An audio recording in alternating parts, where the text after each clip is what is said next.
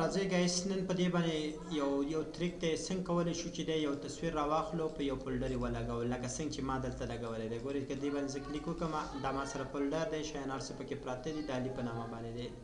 نو څنګه کولی شم په دې فولډر باندې دا تصویر ولګوم نو کوشش وکړئ چې تصویر مو چې دی کوالټي ښه اوسېږي تر څو په دې ځای کې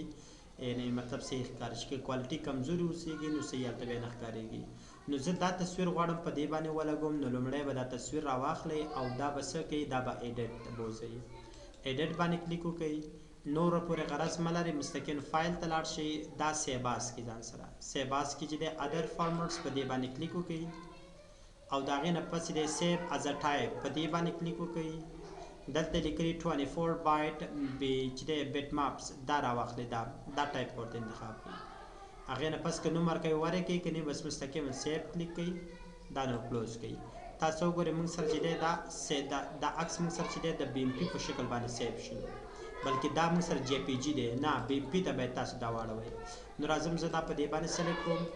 سمپل کلیک وکړئ داسې او راشئ د دې پراپرټیز اخري ته لاړ شئ هغې نه پس کسټمایز ته لاړ شئ د کسټمایز نه پس چې دی موږ سره چې دی آیکن ته لاړ شئ چینج آیکن هغې نه پس براوز ته لاړ شئ په براوز کې چې دی دلته وګورئ تصویر زه راخلم که تصویر تاسو سره نه اوسېږي نو تاسو کوشش وکړئ داسې او آل فایلز واخلئ آل فایلز نه پس چې دی بیا تاسو داسې راکېوځئ تصویر پیدا کړئ دا د بي ام پي تصویر دا اوپن کړئ اوکې کوئ او دا هم اوکې کوئ تاسو وګورئ دا تصویر چې دی موږ سره د جان کوم فولډر چې و په هغې باندې نصب شلو نو په دې رقم باندې موږ کولی شي دا تصویر دلته ولګو اوس کولی شو فار اګزامپل زه راځم دغه مې را کاپي کړلو دا زه په دې کې اچوم نو کلیک پې وکړئ دا پیسټ کوئ ګورئ دلته تیار په ډیسکټاپ پروت دی نو په دې خاطر من کولی شم دا که راواخلم داسې ورکش کې دلته ور واچوئ ګورئ دا هم دلته پکې شته دی